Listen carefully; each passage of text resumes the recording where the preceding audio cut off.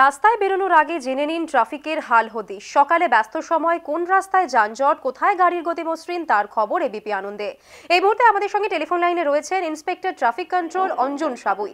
Mister Sabui, শহর কলকাতায় যান চলাচল সংক্রান্ত কি তথ্য রয়েছে আপনার কাছে?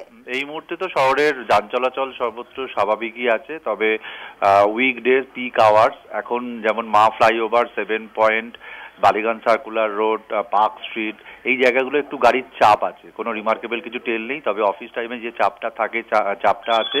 আর ক্যালকাটা বয়েসে স্কুলের ছুটির জন্য আপনার ওই এসএন ব্যানার্জি, মৌলালি থেকে এসএন ব্যানার্জিদের মুভমেন্টটা একটু স্লো আছে, তার জন্য কোনো কিছু এফেক্ট পড়ছে না। এছাড়া আর সব জায়গায় মোটামুটি ঠিক আছে। আর আজকে বড় প্রসেশন সেরকম কিছু নেই।